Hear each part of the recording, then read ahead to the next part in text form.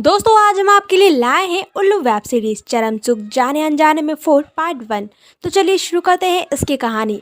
इस सीरीज के पिछले पार्ट में हमने देखा था कि चांदनी प्रेग्नेंट है और वहाँ उसकी छोटी बहन नंदिनी उसकी देखभाल के लिए गांव आती है और यहाँ वो रवि से नज़दीकियाँ बढ़ाना चाहती है, पर बाबूजी की हवस का शिकार बन जाती है। कहानी वहीं से आगे बढ़ती है। चांदनी की प्रेगनेंसी से रवि ने अपना ट्रांसफ़र दोबारा शहर में करवा लिया है। बाबूजी भी इनके साथ आ जाते हैं। रवि तो दिन भर ऑफिस में ही रहता है। घर पर दोनों ससुर बहू की मौज ही मौज रहती है।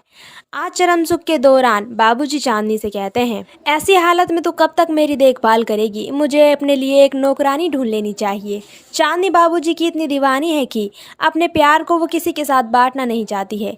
इसलिए वो कहती है, आप तो अभी से ही अपने इंतज़ाम में लग गए हैं। जब तक हम कर पा रहे हैं तब तक मैं इस घर में दूसरी नहीं आने दूंगी। उसके बाद चाहे जिसको भी रख लेना।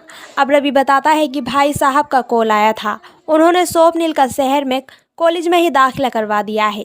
जब तक हॉस्टल नहीं खुल रहे हैं तब तक वो हमारे साथ ही रहेगा। बाबूजी सोच रहे हैं कि स्वप्निल के आते ही उनके चरम सुख में रुकावट आ जाएगी। इसीलिए वो रवि से कहते हैं, पहले ही तेरा घर इतना छोटा है, वो कहाँ रहेगा, कहाँ सोएगा? बहू भी तो प्रेग्नेंट है। ऐसी हालत में वो कैसे उसका ध्यान रख पाएगी? उसका तो काम और बढ़ जाएगा। रवि कहता है, मना भी तो नहीं कर सकते, वो मेरे बड़े भाई का लड़का है। आखिर अपने ही तो अपनों के काम आते हैं। पर ये सब सुनकर बाबूजी का मूड खराब हो जाता है और वो खाना छोड़कर वहाँ से उठकर चले जाते हैं। अब रात को रवि चांदनी के करीब आना चाहता है, पर इसकी तो दिन की ही थकावट कम नहीं हुई है। ये इसे मना कर देती है और वो मुंह लटका कर सो जाता है। अब स्वप्निल घर आता है। बाबूजी को तो इसको देखकर ही मुंह उतर जाता है। चांदनी बाबूजी के कमरे में सफाई कर रही है।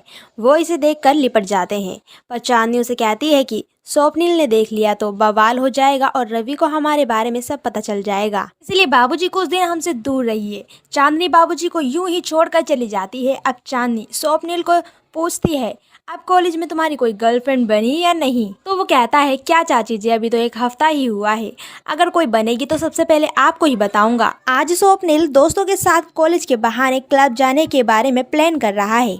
बाबूजी सपने में स्वप्निल को चांदनी के साथ देखते हैं और परेशान हो जाते हैं। ऐसा अगर हकीकत में होगा तो इनका तो पत्ता ही कट जाएगा और अब अकेलेपन का फायदा उठाकर ये चांदनी का फायदा उठा लेते हैं।